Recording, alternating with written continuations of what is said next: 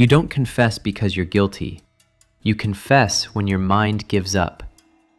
You think there's a line you would never cross, a moment where you would stop, where you would say no. But under the right pressure, certainty collapses. Tonight, you'll hear 3 confessions. Each one was remembered clearly. Each one felt real.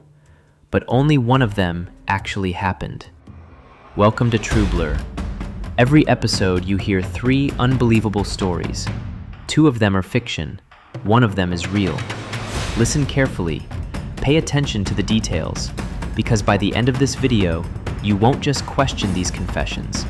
You'll start questioning what your own mind would accept under pressure.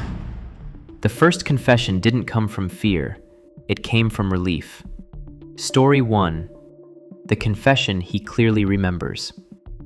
A man remembers sitting in a small police interview room. He remembers the clock on the wall, the hum of fluorescent lights, a paper cup of water he never touched. He remembers being tired, not scared, just exhausted. The questioning had gone on for hours. Again and again, the same questions. At some point, he remembers saying the words, "I did it."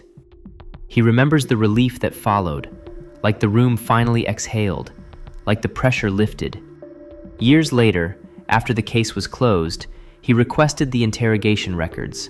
He wanted to hear the moment again, the confession. But there was a problem. There was no recording, no audio, no video, no signed statement. According to official logs, the interrogation ended hours before the time he remembers confessing. Investigators insist no confession ever occurred. Yet the memory remains. The room, the words, the relief, complete, vivid, unshakable. A confession that exists only in his mind. The second confession wasn't spoken. It was remembered. Story 2. The signature that felt familiar.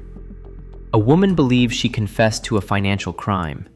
She remembers sitting at a desk, a single page in front of her, dense text, formal language. She remembers holding a pen, her hand hovering, her name at the bottom. She remembers thinking, "At least this will be over." She signs. Years pass. During a routine legal review, the document resurfaces. Lawyers notice something strange. Handwriting experts examine the signature. It isn't hers. The letter shapes are wrong. The pressure inconsistent, the rhythm unfamiliar. The phrasing of the confession doesn't match her speech patterns. Phone records show she wasn't even in the building when the document was signed. And yet, when she is told all of this, she hesitates, because she still remembers signing it. The pen, the paper, the resignation. The memory refuses to leave. The third confession didn't form by accident. It was trained. Story 3. The confession that took over his mind. A teenage boy is brought in for questioning about a violent crime. There is no physical evidence, no witnesses, no DNA linking him to the scene. The questioning begins calmly, then continues and continues. Hours pass. Investigators tell him they already know what happened. That denial only makes things worse. That honesty is the fastest way home. The boy is young, intellectually limited, eager to please. At first, he says no. Over time, something changes. He stops resisting. He begins to imagine how the crime could have happened. He repeats details suggested by investigators. He nods when corrected. Eventually, he confesses. Not because he remembers committing the crime, but because the story has taken hold. Years later, DNA testing proves he could not have committed the crime. He is exonerated. But when interviewed afterward, he says something unsettling. For a long time, he genuinely believed he was guilty. So which confession was real? The one that felt like relief? The one remembered on paper? Or the one that survived even after innocence was proven? Only one of these confessions survived the truth.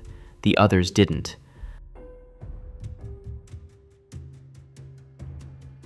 The third story is the true one.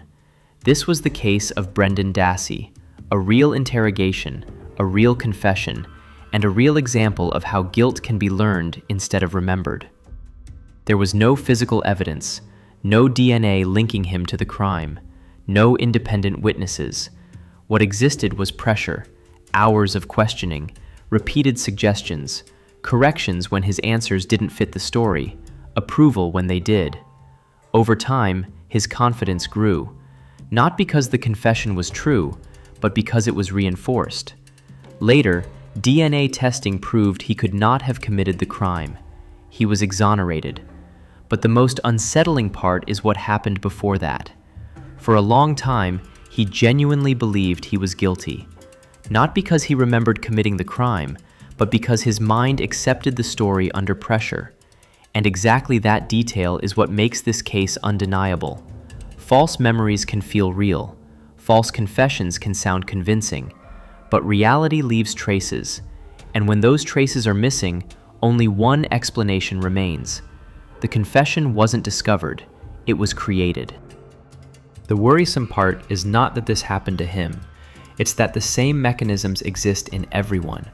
Under the right conditions, certainty can be manufactured, memory can be rewritten, and guilt can be learned. So the question is not, would I ever confess to something I didn't do? The question is, what conditions would make my mind accept it? If you want to keep exploring how pressure reshapes memory, subscribe. Every week, 3 stories, 1 truth.